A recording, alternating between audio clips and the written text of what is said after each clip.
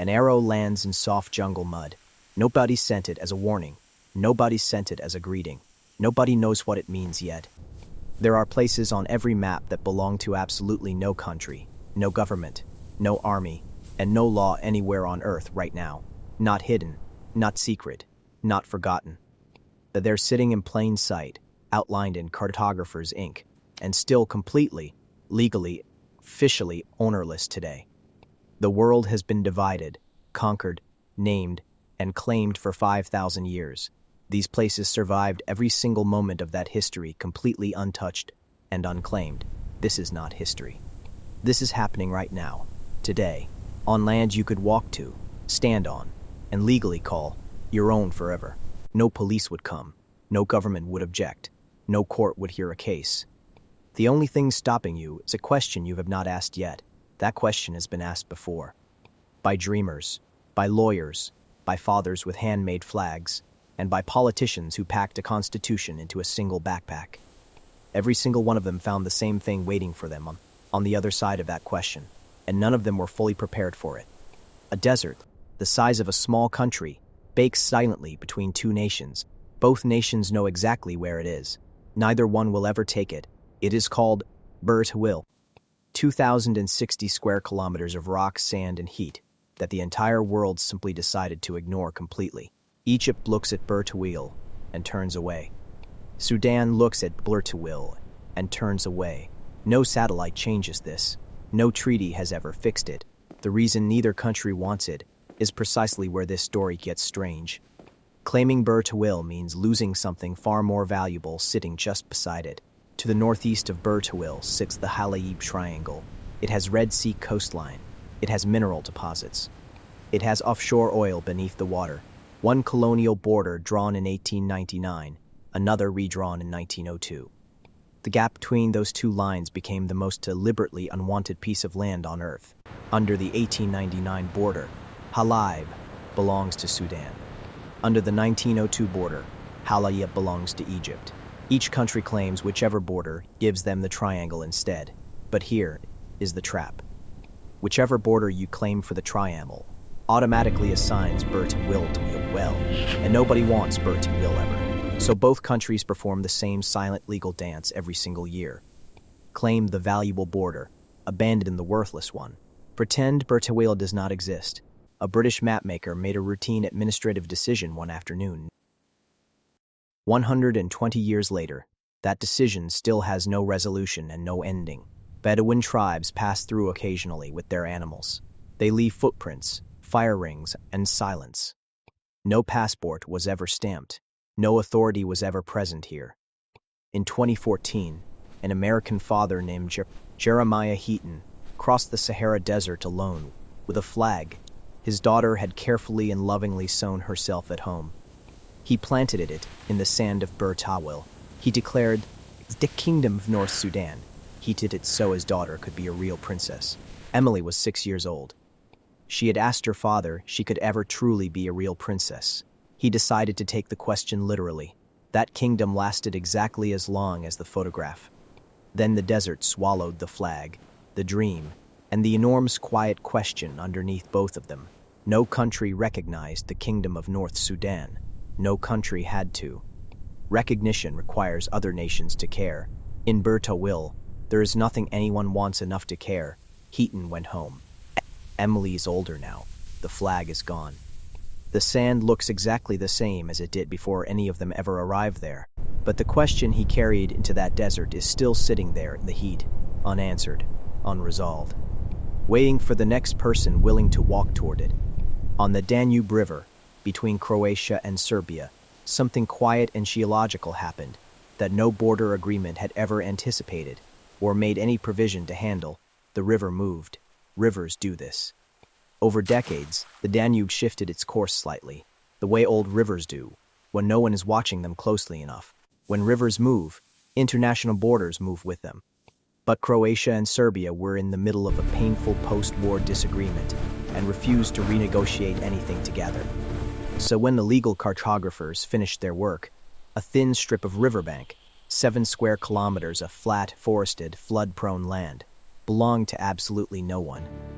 Neither Croatia claimed it, Neither Serbia wanted the political complication of taking it. The land simply sat there, legally invisible, on the banks of a major European river. A Czech libertarian politician named Vlk Jedlička was reading about this strip of land in 2015. He read it 3 times. Then he booked a flight immediately. He arrived. He raised a flag. He read a declaration of independence he had written himself. He named his new country for Free Republic of Liberland. He wrote a constitution that same afternoon.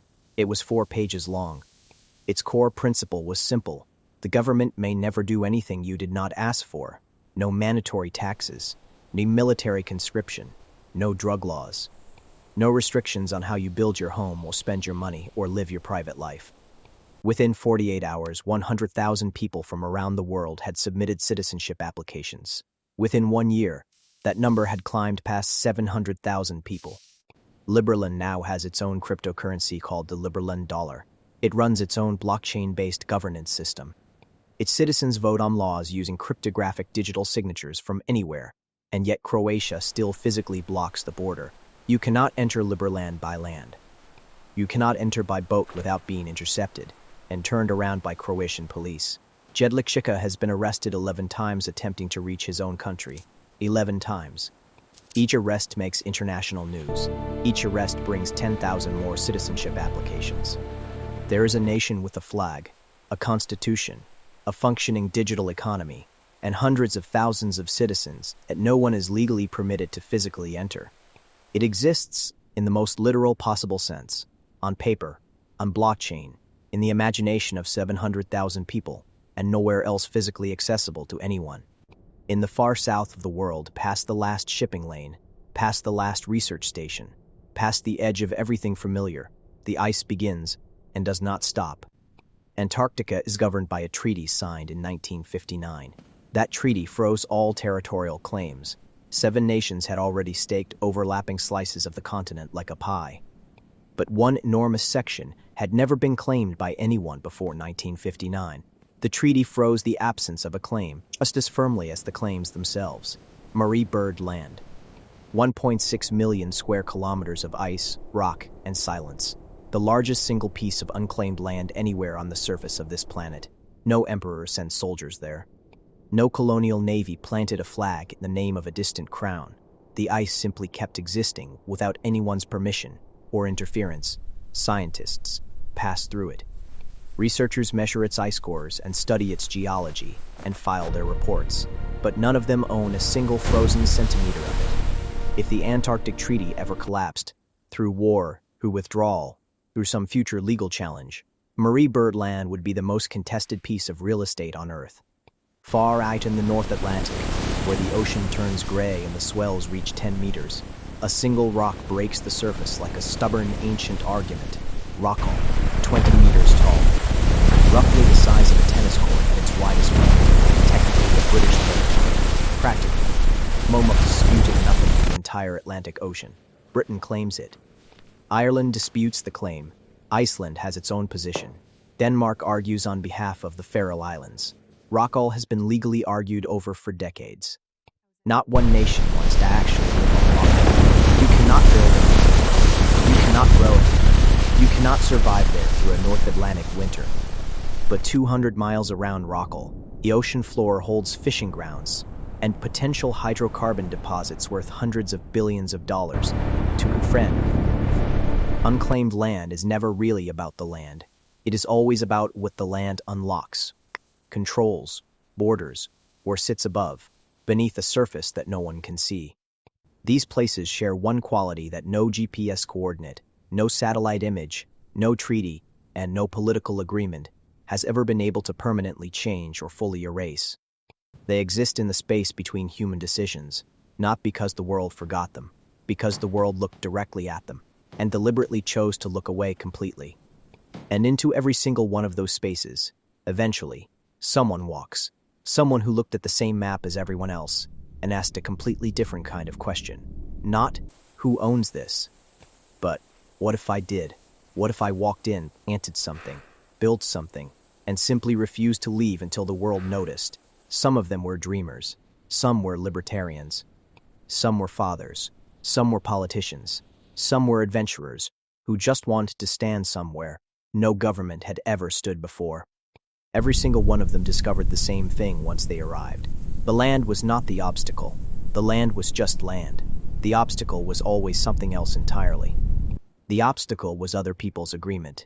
The invisible consensus that says this line is real, this authority is legitimate, this rule applies here and must be respected now. The unclaimed lands of the world are not gaps in the map. They are gaps in the agreement, and agreements are only as permanent as the people who keep making them. Bir Tawil is still sitting there right now. The desert is still hot. The sand is still unmarked. The silence is still the loudest thing for miles. Liberland is still technically a country that no one can enter. Marie Byrd Land is still the largest ownerless wilderness on the entire surface of this planet today.